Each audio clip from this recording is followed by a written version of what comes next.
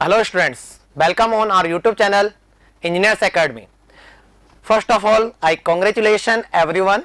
आपका गेट का रिजल्ट आया, आपने गेट में अच्छी रैंक प्राप्त करी, तो उन सभी को मेरी तरफ से और इंजीनियर्स एकेडमी की पूरी टीम की तरफ से कॉन्ग्रेचुलेशन।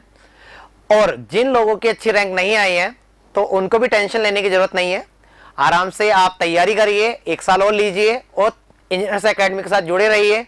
आपको फ्यूचर में हम इंजीनियर्स एकेडमी पर बहुत सारे प्रोग्राम लाने वाले हैं that will be beneficial for your preparation. अब जिन लोगों की अच्छी रैंक आई है, बीटेक सिविल इंजीनियरिंग में करी है, तो उन स्टूडेंटों के लिए मैं आज वीडियो लेकर आ रहा हूं।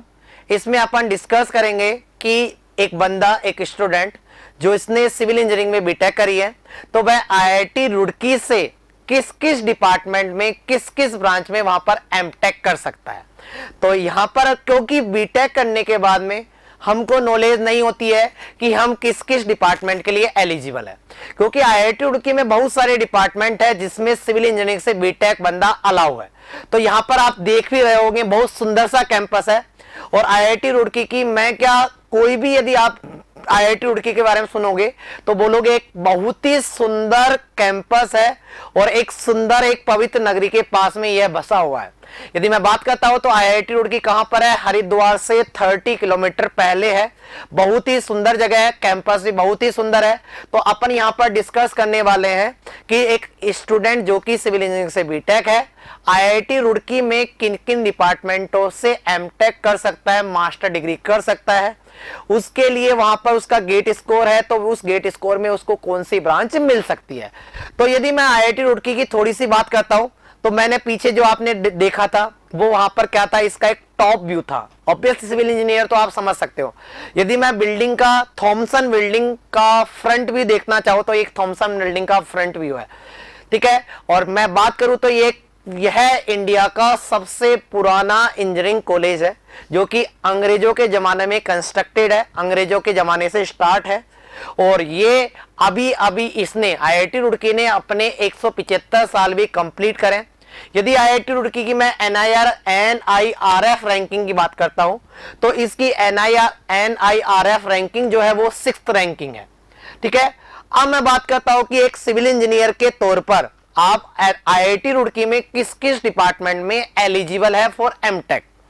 तो मैं यहां पर यदि बात करता हूं कि आप कौन कौन से डिपार्टमेंट के लिए एलिजिबल हो, तो उसमें पहला जो डिपार्टमेंट आता है वो कौन सा आता है, वहां पर department of civil engineering. Second department की बात करता हूं तो वहां पर सेकंड डिपार्टमेंट आता है department of architecture and planning. मैं अभी ब्रांच की बात नहीं कर रहा हूं, मैं अभी ओनली डिपार्टमेंट की बात कर रहा हूं कि आप कौन कौन से डिपार्टमेंट के एलिजिबल हो। और ब्रांच तो उसके बाद आएगी कि इस डिपार्टमेंट में भी आप कौन कौन सी ब्रांचों के लिए एलिजिबल हो। तो first of all we are discussing about the department कि आप किस किस डिपार्टमेंट के लिए एलिजिबल हो। यदि मैं थर्ड डिपार्टमेंट की बात करता हूं तो आप थर्ड डिपार्टमेंट जो है वहां पर सिविल इंजीनियरिंग के लिए department of hydro and renewable energy. Fourth department की बात करता हूं तो department of earthquake engineering. Next department of hydrology. Next department of water resource development and management, WRD department भी बोला जाता है। नेक्स्ट आता है वहां पर department of nano technology. Nano technology में भी सिविल इंजीनियरिंग एलिजिबल है, ठीक है। नेक्स्ट आता है यहां पर department of disaster mitigation and management. Next आता है वहां पर डिपार्टमेंट ऑफ ट्रांसपोर्टेशन। नेक्स्ट आता है वहां पर department of artificial intelligent and data science. तो इसका मतलब क्या हुआ, यदि आपकी बीटेक सिविल इंजीनियरिंग में है, आप आईआईटी रुड़की से एमटेक करना चाहते हैं, आपका गेट स्कोर अच्छा है, तो आप वहां पर 10 डिपार्टमेंट के लिए एलिजिबल हो। क्योंकि कुछ स्टूडेंट को यह भी पता नहीं होता कि यार अपन, वो सोचता है कि अपन ने बीटेक सिविल में करी है तो वहां पर भी एक ही डिपार्टमेंट ऑफ सिविल इंजीनियरिंग में अपन एमटेक कर सकते हैं, लेकिन ऐसा नहीं है। आईआईटी रुड़की में आप 10 डिपार्टमेंट में एलिजिबल हो। तो अपन बात करते हैं ब्रांच वाइज कि यहां पर हर डिपार्टमेंट में आपकी अलग अलग ब्रांच में कौन कौन सी ब्रांच में आप एलिजिबल हो। आप यहां पर येलो हेलमेट देख रहे होंगे, येलो हेलमेट किसका होता है, एक सिविल इंजीनियरिंग का होता है। तो यहां पर यदि मैं सबसे पहले बात करता हूं, यहां पर सिविल इंजीनियरिंग में आपका स्पेशलाइजेशन क्या क्या हो सकता है। सिविल इंजीनियरिंग में आप वहां पर एनवायरमेंटल इंजीनियरिंग में एमटेक कर सकते हो, जियो टेक्निकल में कर सकते हो, स्ट्रक्चर इंजीनियरिंग में कर सकते हो, हाइड्रोलिक्स इंजीनियरिंग में कर सकते हो, वहां पर ट्रांसपोर्टेशन इंजीनियरिंग में कर सकते हो और जियोमेट्रिक इंजीनियरिंग में कर सकते हो। तो यहां पर 6 ब्रांच है सिविल इंजीनियरिंग में जिसमें आप एमटेक कर सकते हो। सेकंड आती है वहां पर, सेकंड डिपार्टमेंट आता है आर्किटेक्चर एंड प्लानिंग। यदि अपन आर्किटेक्चर प्लानिंग डिपार्टमेंट की बात करते हैं तो वहां पर जो ब्रांच है वो है एमयूआरपी। एमयूआरपी ब्रांच से आप वहां पर क्या कर सकते हो, एमटेक कर सकते हो, क्योंकि आर्किटेक्चर प्लानिंग में वहां पर दो ब्रांचें हैं। ओनली एक ब्रांच में ओनली आर्किटेक्चर वाले अलाउ होते हैं, लेकिन सेकंड ब्रांच जो है वो एमयूआरपी, उस ब्रांच में आर्किटेक्चर एंड सिविल इंजीनियरिंग दोनों अलाउ होते हैं। यदि मैं थर्ड डिपार्टमेंट की बात करता हूं तो थर्ड डिपार्टमेंट यहां पर आता है hydro and renewable energy. Hydro और रेन्यूएबल एनर्जी में वहां पर 2 ब्रांचेस के लिए सिविल इंजीनियर अलाउ होते हैं। इसमें एक तो होता है अल्टरनेट हाइड्रो एनर्जी सिस्टम, दूसरा होता है environment management of river and lake. Obviously ये डिपार्टमेंट कब खुला था, जब आपका वहां पर आपने सुना होगा बद्रीनाथ, वहां पर बद्रीनाथ में वहां पर त्रासदी हुई थी, तो उसके बाद में ये डिपार्टमेंट खुला और उसी में वहां पर वाटर से रिलेटेड, लेक से रिलेटेड मैनेजमेंट, क्योंकि आपको पता है कि रुड़की जो है वो उत्तराखंड में आता है और उत्तराखंड में वहां पर सबसे ज्यादा रिवर है और उसी के आधार पर, उसी के बेसिस पर यह डिपार्टमेंट बनाया गया। नेक्स्ट बात करता हूं तो वहां पर अर्थक्वेक इंजीनियरिंग। अर्थक्वेक इंजीनियरिंग में वहां पर सिविल इंजीनियर्स 3 ब्रांचेस के लिए एलिजिबल होता है, soil dynamics, structure dynamics, seismic and the risk assessment. यदि मैं 5th डिपार्टमेंट की बात करता हूं तो 5वां डिपार्टमेंट आता है यहां पर department of hydrology. Department of hydrology में वहां पर 2 ब्रांचेज है, hydrology and dam safety and rehabilitation.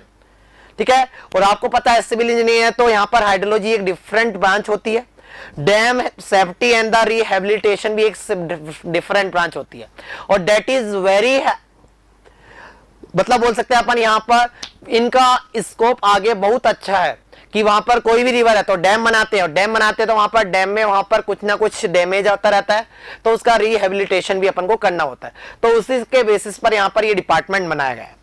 यदि मैं वहां पर नेक्स्ट डिपार्टमेंट की बात करता हूं तो नेक्स्ट डिपार्टमेंट आपका आता है water source development and management, और यहां पर आपके लिए 2 ब्रांचेज है, irrigation water management and water resource development.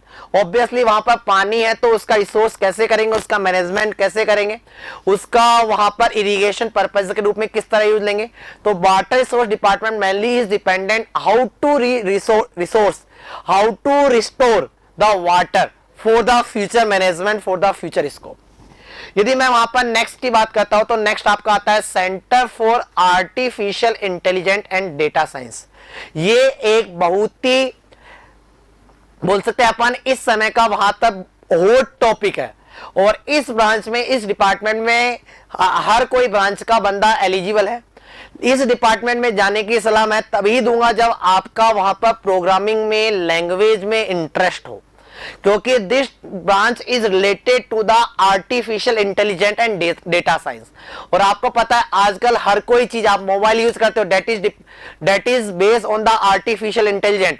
आप यहां पर बैठे हो, आप वहां पर 500 किलोमीटर, 1000 किलोमीटर, 5000 किलोमीटर दूर जगह पर बैठे हुए बंदे से बात कर रहे हो, उसको पैसे ट्रांसफर कर रहे हो, उसकी लोकेशन ट्रेस कर रहे हो, सब कुछ आप ट्रेस कर पा रहे हो, उसके पास, उसके मोबाइल में क्या क्या डेटा है उसको आप यहां पर बैठ के देख सकते हो। दैट इज डिपेंड, या वहां पर उस डिपार्टमेंट में, वो डिपार्टमेंट क्या आता है वहां पर, artificial intelligence and data science.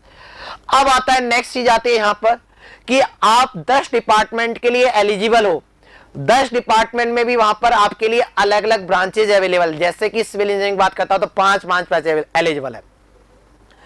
Architecture की बात करता हूं तो वहां पर आप 1 ब्रांच में एलिजिबल हो। अर्थक्वेक की बात करता था तो वहां पर आप 3 ब्रांचों के लिए एलिजिबल। लेकिन आईआईटी रुड़की बोलता है कि आप पूरे के पूरे 10 डिपार्टमेंट के लिए एलिजिबल नहीं हो।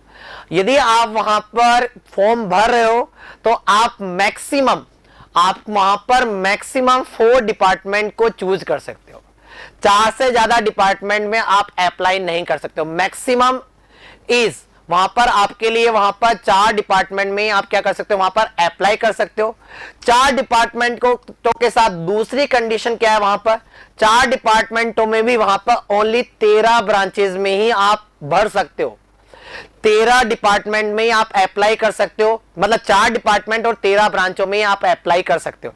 ये नहीं है कि आप वहां पर 10 के 10 डिपार्टमेंट में आप वहां पर अप्लाई कर दिया और 10 डिपार्टमेंट में वहां पर 15 से 20 ब्रांचेज है और 20 ब्रांचों में आपने भर दिया, ऐसा नहीं है। यदि आप ऐसा हुआ तो वहां पर क्या हो जाएगा, वहां पर हर कोई बंदा अप्लाई नहीं कर पाएगा।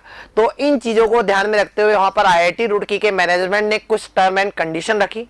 क्या टर्म एंड कंडीशन रखी कि वहां पर आप ओनली 4 डिपार्टमेंटों में ही अप्लाई कर सकते हो और 4 डिपार्टमेंटों के बाद वहां पर ओनली आप 13 ब्रांचों में आप क्या कर सकते हो, वहां पर अप्लाई कर सकते हो। It is the term and condition. जब आप फॉर्म भरो तो इस चीज का ध्यान रखना है कि आपका इंटरेस्ट क्या है, उसी के अकॉर्डिंग आप 10 में से 4 डिपार्टमेंट सेलेक्ट करना। उसके बाद में 4 डिपार्टमेंट में भी आपको वहां पर कौन सी ब्रांच में इंटरेस्ट है, उसके अकॉर्डिंग आप वहां पर 13 ब्रांच सेलेक्ट कर सकते हो। क्लियर है?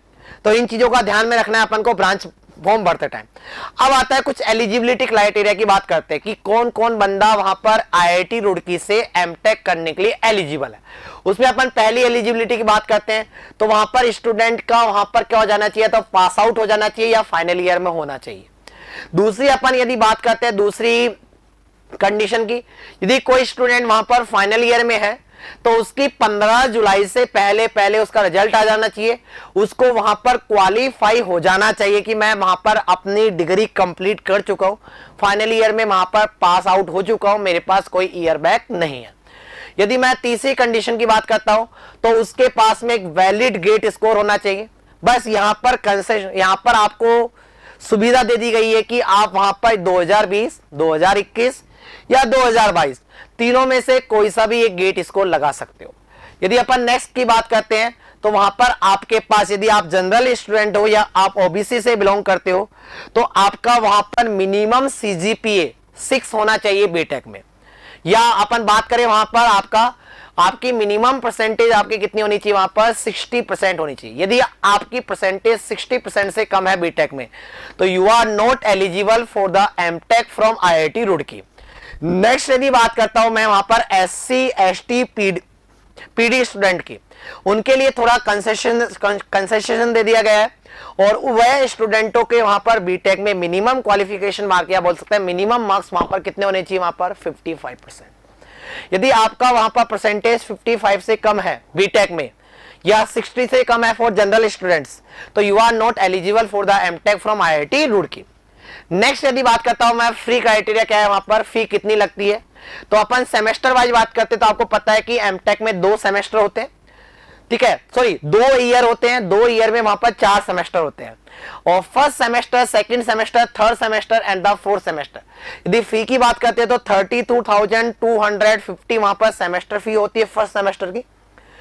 Afterward second, third and fourth semester की बात करता हूं तो इनकी जो फी होती है वो होती है वहां पर 43,650 आपकी फी होती है। तो ये आपका फी स्ट्रक्चर होता है, लेकिन फी स्ट्रक्चर के साथ साथ आपको वहां पर और हर कोई मंथ में आप पर मंथ आपको 12,400 स्टाइफंड भी मिलता है।